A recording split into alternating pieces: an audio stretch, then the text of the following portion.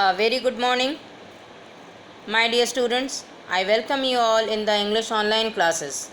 Today, we are going to revise the reading part of the poem The Mountain and the Squirrel and the lesson number 4 Robots. So, my dear students, I am taking this particular revision class because beside the exercise part and PDF notes, so many multiple choice questions are coming from inside the lessons also.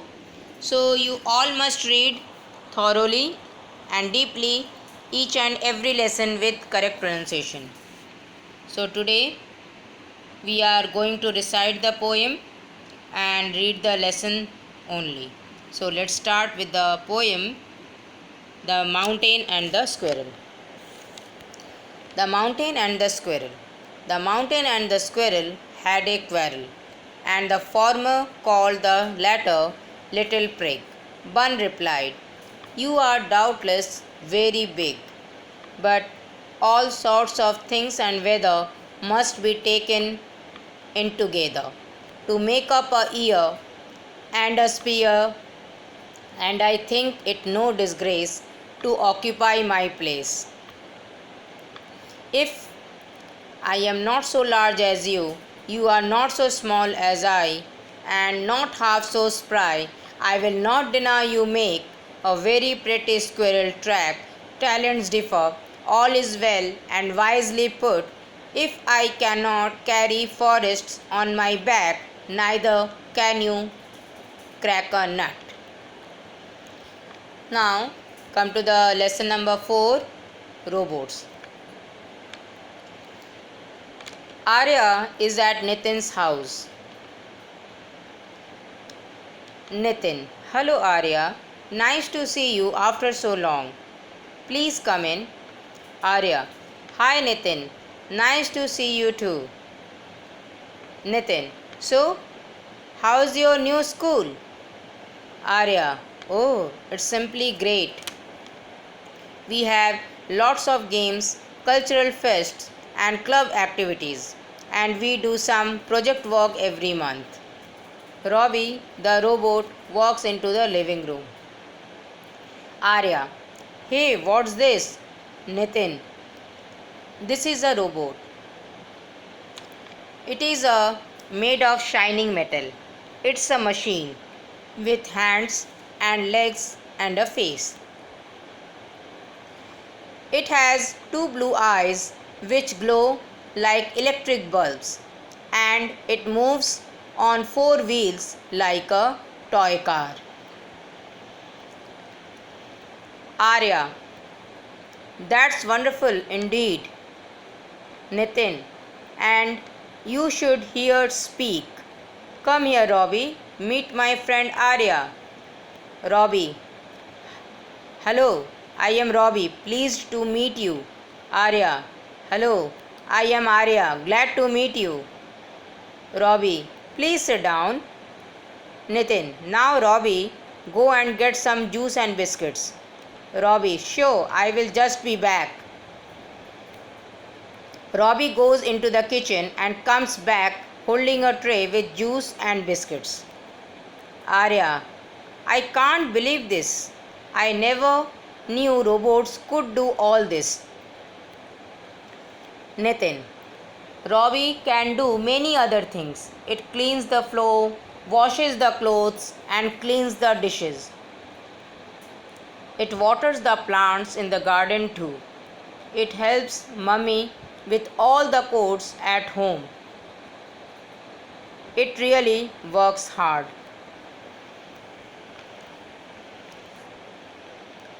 Arya: "That's great, but how does Robbie do all the work?" Nitin: "It works on electricity. There are electric batteries inside Robbie which store electricity and supply it to the various parts. These batteries have to be charged from time to time, like how we all take food and water. When the supply of electricity stops, Robbie stops working." Arya: Does Robbie also sleep in the night like we do? Nitin: not really. When all the work is done, Mummy takes Robbie to a corner and presses a button. Its glowing eyes shut off. The humming noise also stops. It stands still like a statue throughout the night. In the morning, Mummy presses another button and the eyes of Robbie begin to glow. Its body starts humming and it is ready to start work again. Arya: oh, I see. What else can it do? Nitin: it can also tell stories and sing songs, but of course it repeats the same songs and stories. Mummy says that only a limited number of stories and songs are present in its memory. Arya: what is inside the robot? Nitin: the inside of a robot is full of red, yellow, and black wires. It has finely drawn circuits on boards, tiny multicolored cylinders, and numbered black boxes. It is almost similar to what is inside a TV, and a robot has a brain too. Arya: interesting. But how does Robbie carry out instructions? Nitin: Robbie has an arm which moves around to pick up objects. It also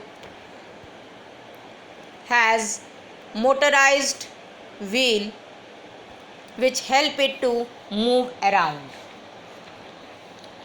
Then it has sensors which, like the human eyes or skin, can sense an object. And most importantly, it has an electronic computer inside. Like the human brain, it makes calculations and controls the movements according to the program fed into its memory, just like how the human brain has memory. Arya: amazing. I wish I could take it home for a day. I want to show Mummy how it works. Nitin: yes, you can do that. But for every task, the robot has to be fed with a program to perform it.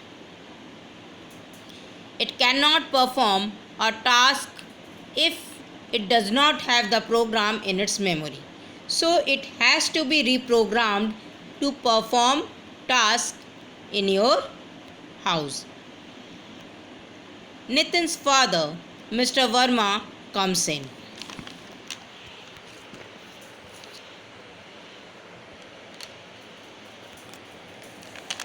Arya: good evening, uncle. Mr. Verma: good evening, dear.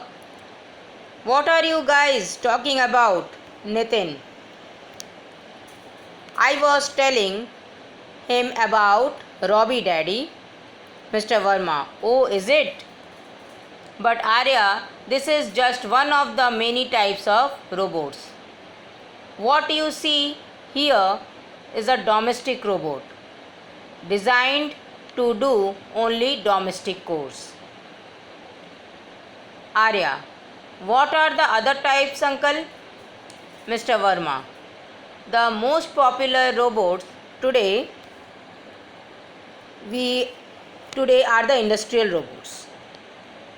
They can do a large number of tasks like picking up objects, assembling things, welding, spray painting, and many other mechanical repetitive tasks. Arya: how else can they be used, uncle? Mr. Verma: Now robots are being built to work on farms, to help a farmer, or in hospitals, to assist doctors. They will also be used to perform dangerous tasks like coal mining, seabed mining, detecting a bomb and defusing it, and also in space studies. Well, the scope is endless. Arya, all this is very interesting, uncle. Mr. Verma, yes, and robots will also be of great service to mankind.